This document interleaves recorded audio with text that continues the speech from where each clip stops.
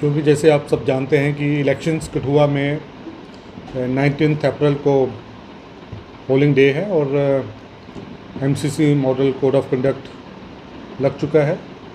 तो इस सिलसिले में जो भी रिस्ट्रिक्शंस और जो भी इसके रिलेटेड जिससे जनरल पब्लिक कनेक्टेड है, तो उनको मैं आज आपके माध्यम से उनको अवेयर करना चाहता हूँ कि उनके लिए जो भी प्रोसीडिंग्स हैं वो क्लियर हो जाएं और उसका वो पालन करें।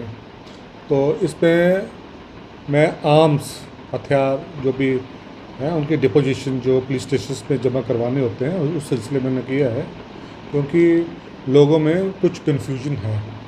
तो मैं इस सिलसिले में ये बताना चाहता हूँ कि जो भी हमारे डिस्ट्रिक्ट में जो हमारे शहरी हैं, निवासी हैं, जिनके पास भी गन लाइसेंस हैं और उन्होंने वेपन उनके पास उन्होंने उस पर लिए हुए हैं, तो वो अपने कंसर्न जो पुलिस स्टेशंस हैं वहाँ पे वो जमा करवाएंगे।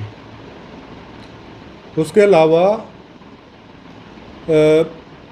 जो कुछ जिनको लगता है कि जैसे सिक्योरिटी फोर्सेस में है और जिनको सिक्योरिटी थ्रेट है, तो उनके लिए ऐसा है कि उनको डीएम ऑफिस में एक एप्लीकेशन देनी है और जो भी फॉर्म होगा वो भर के एग्जम्पशन की एप्लीकेशन देनी है। फिर कमेटी बैठेगी और वो एग्जाम्प्ट किए जाएंगे आफ्टर जो भी कमेटी अपना फैसला लेती है हर एक एप्लीकेशन के बेस पे।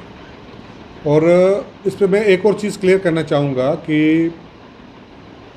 ये मैं उनकी बात कर रहा हूँ जिनके अभी लाइसेंस वैलिड हैं, जिनके लाइसेंस एक्सपायर हो चुके हैं और उन्हें रिन्यूअल का फॉर्म भरा हुआ है और इवन अगर ऑनलाइन फ़ीस भी भर दी है, तो वो अभी हम उनको इनवैलिड मानेंगे और उन सबको एग्जम्पशन नहीं मिलेगा and they have to deposit the weapons in the concern police stations. Sir, ये जो ऑर्डर है ये सिर्फ आम ये है, जिस तरह कुछ गार्ड्स होते हैं जो प्राइवेट जिस तरह की एस्टेब्लिशमेंट है उसके बाद जो प्राइवेट गार्ड्स होते हैं उनके पास भी वेपन्स होते हैं, तो उनके लिए भी ये ऑर्डर है? ये जो डीएम को इसमें ऑर्डर निकला हुआ है तो उसमें उन्होंने मेंशन किया हुआ है जो गार्ड्स हैं जो ट्रेजिस के साथ चलते हैं उनको एग्जम्पशन दी हुई है उन्होंने। फिर भी जिसको डाउट होता है वो क्लियर कर लीजिए, आप एप्लीकेशन एग्जम्पशन की अपने डीसी ऑफिस में दीजिए और वहाँ पे आपको क्लियर कर वो एग्जम्पशन का जो भी प्रोसेस है वो कमेटी बैठ कर फैसला लेके आपको पता लग जाएगा जो भी शहरी बारे हैं। बट मेरा यही कहने का मतलब है कि आपको या तो हथियार जमा करवाना है पुलिस स्टेशंस में, और अगर नहीं करवाना है वो रीजंस लिखने हैं और वो आपको एग्जम्पशन लेनी है। आपके घर पे हथियार है, आपने इस पीरियड में जो एमसीसी का मॉडल कोड ऑफ कंडक्ट का पीरियड है उस पर जमा नहीं करवाया है, तो आपके खिलाफ जो भी कानूनी कार्रवाई है वो की जाएगी। सर, कुछ टोटल फिगर है कि हमारे डिस्ट्रिक्ट में कितने रजिस्टर्ड जो है लाइसेंस हैं और कौन कौन सी जगह पर हैं और अभी तक किन लोगों ने जो है नहीं जमा करवाए हैं? नहीं, अभी ये पूरी तरह फिगर तो नहीं है अभी, क्योंकि इनिशियल स्टेज है। तो अभी अगर हमारे डिस्ट्रिक्ट में हम अप्रॉक्सीमेटली लेते हैं कि 13,000 प्लस लाइसेंसेस इशू हैं और 14,000 के प्लस वेपन्स हैं, और उसमें काफ़ी वेपन जो हैं सिक्योरिटी फोर्सेस के पर्सनल जो तैनात रहते हैं आउट ऑफ द यूटी या डिफरेंट डिस्ट्रिक्ट्स, तो वो भी उस पर पाए जाएंगे। वो फिगर कंसर्न पुलिस स्टेशन में वर्कआउट हुआ है।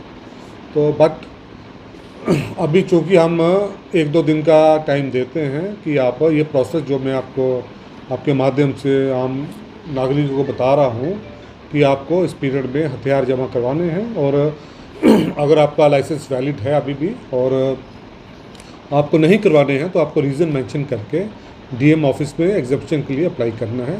और जिनकी वैलिडिटी ख़त्म हो चुकी है और एक्सपायर हो चुके हैं और रिन्यूअल के लिए उन्होंने प्रोसेस वो किया हुआ है, फ़ीस भी भर दी हुई है, तो अभी इस पीरियड में हम उनको इनवैलिड मानेंगे और उनको पुलिस स्टेशन में हथियार जमा करवाएंगे। सर, जिस तरह सहयोगी ने आपसे सवाल पूछा कि आपके पास डिटेल्स तो होगी कि कितने यहाँ पर वेपन जो है किन लोगों को मिले, कितने लाइसेंस हैं, तो क्या कुछ लोग अगर आपके पास सबमिट नहीं करवाते तो क्या कठुआ पुलिस की तरफ से, जिला प्रशासन की तरफ से कुछ इस तरह की कार्रवाई रहेगी कि उन तक कॉन्टैक्ट करके उनसे वेपन जो है?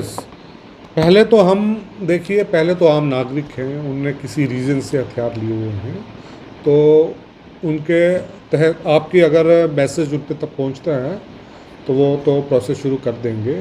जिनका नहीं भी है तो हमारे जो कंसर्न्ड पुलिस स्टेशन हैं वो सबको कॉल कर रही हैं और उनको फ़ोन करके इंडिविजुअली रिकॉर्ड हमारे पास पड़ा हुआ है कि आइए आपको जमा करवाना है ये, और नहीं करवाना है तो उस सिलसिले में मैं आज इसलिए इस पर क्लैरिटी दे रहा हूँ कि आप एग्जाम्पशन के लिए अप्लाई कीजिए।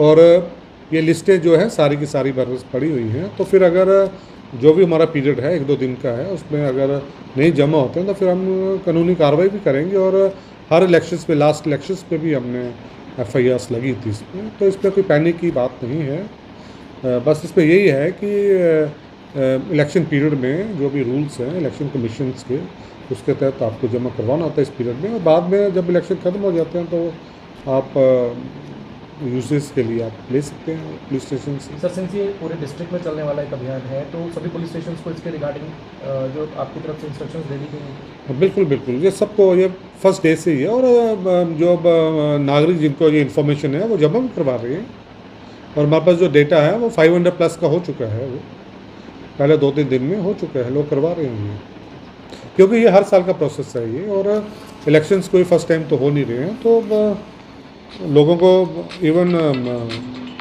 खुद सामने आके जमा करवाना चाहिए, ना कि वेट करना चाहिए। Thank you. Sai Om power system लाए है होली धमाका ऑफर। अब हर एक्साइड नियो ई रिक्शा की खरीद पर पाएं एक 32 इंच की LED और 5100 रुपए का discount. Exide neo Bharat e rickshaw अब करे डबल काम, चाहे बिठाओ सवारी या फिर ढोलो सामान। जबकि एक्साइड नियो ई रिक्शा अब हो गया है पहले से अधिक पावरफुल, क्योंकि अब इसमें लगाई है 1200 वॉट की मोटर और नया व बड़ा डिफरेंशियल। जबकि चढ़ाई चढ़ने के लिए अब आ गया है इसमें power gear. Exide Neo e rickshaw अब आया है नए फीचर्स व डिजाइन के साथ, जिसमें बड़ा डैशबोर्ड और रूफ कैरियर के साथ rear right side passenger protection बार।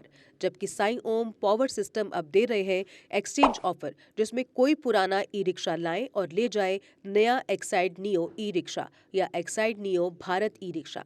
तो देर किस बात की, आज ही आए और ऑफर का लाभ उठाए। हमारा पता है Sai Om power system, last matador stop, Anand Nagar, Bohri, Jammu. Jammu संभाग में डीलर बनने के लिए संपर्क करें 0191 2554 360।